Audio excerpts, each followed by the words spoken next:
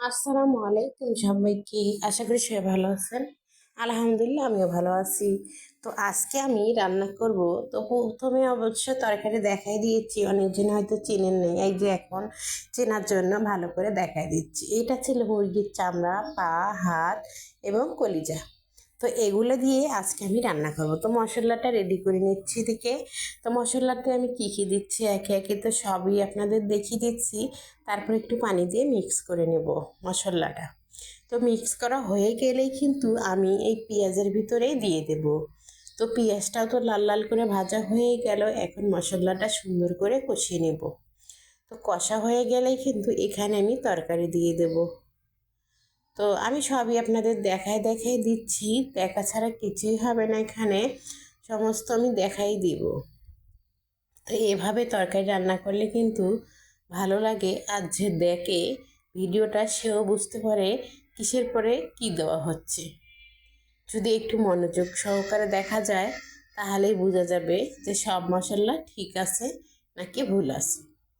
তো এই তো এখন আমি সুন্দর করে এগুলাকে মিক্স করে নিচ্ছি। তো এখানে আমার অবশ্যই 4-5টা মুরগির চামড়া হাত পা ছিল, আমি রেখে দিয়েছিলাম যে একদিনে রান্না করে খাবো। তো কি দিয়ে রান্না করলাম ওটা তো আপনাদের দেখিয়ে দেব। তারপরে কিন্তু কাঁচামরিচ আমি দিতে ভুলে গিয়েছিলাম, তারপরে হচ্ছে কেটে আমি এখন কাঁচামরিচ কয়েকটা দিয়ে দিয়েছি, কারণ প্রথমে তো মনে ছিল না, যার কারণে দিতে পারিনি। তো এভাবে আমি রান্না করলাম।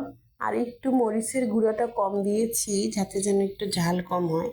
আসলে বেশি মরিচের গুঁড়ো দিলে অবশ্যই ঝালটা বেশি হয়, এই জন্য আমি একটু কমাই দিয়েছি। আসলে আমার ছেলে মেয়ে খাবে এই জন্য। তারপরে তো এই তো দেখুন কষা হয়ে গেছে আমার মুরগির হাত পাগুলো। তারপরে এখন যেটা দিয়েছি এটা অবশ্য দেখে অনেকে চিনতে পেরে গেছেন এটা কি। এটার নাম হচ্ছে বাঁধাকপি, তো সবাই চিনেন এটাকে।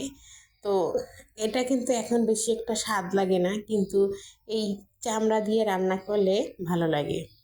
আসলে এই রান্নাটা কুমিল্লার মানুষের কাছ থেকে আমি খেয়েছিলাম, তো খুবই ভালো লাগছিল, তাই আমিও মাঝে মাঝে এটা রান্না করি, আমার কাছে ভীষণ ভালো লাগে।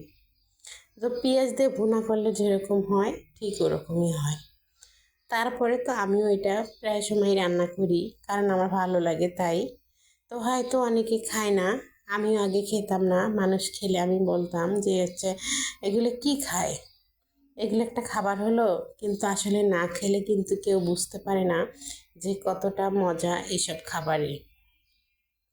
তারপরে এই যে এখন দেখুন সুন্দর করে এখন আমি নেড়ে দিচ্ছি, উল্টাই দিচ্ছি। এখানে কিন্তু আমি পানি দেওয়ার সময় আপনাদের দেখাই দিয়েছিলাম অল্প একটু পানি, কিন্তু এখন দেখুন পানির বন্যা বয়ে যাচ্ছে আমার তরকারিতে।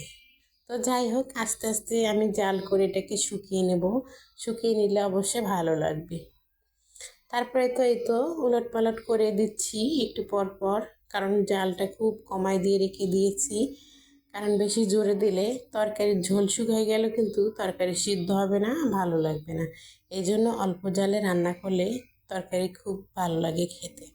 এখন একটু গরম মশলার গুঁড়ি দিয়ে দিচ্ছি, দেওয়ার পর অবশ্যই সুন্দর করে মিক্স করে কিছুক্ষণ জাল করে তারপর নামিয়ে আপনাদের দেখিয়ে দিব, আপনারা দেখবেন কেমন লাগে। তো এটা কিন্তু একদমই শুকনো শুকনো হবে না, একটু ভিজে ভিজে থাকবেই, কারণ হচ্ছে এখানে চামড়া দেওয়া, চামড়া থেকে কিন্তু যথেষ্ট পরিমাণে তেল আসে, এই জন্য আর কি অতটা ভাজা ভাজা হয় না, একটু ঝোল ঝোল থাকবে। তো আমার রান্নাটা আপনাদের অবশ্যই ভালো লাগলে আমাকে কমেন্টে জানাবেন, আর লাইক কমেন্ট শেয়ার করতে ভুলবেন না আমার ভিডিওটা। এই তো মাশাল্লাহ এখন রান্না শেষ হয়ে গেছে, খাবারের পালা। তো কার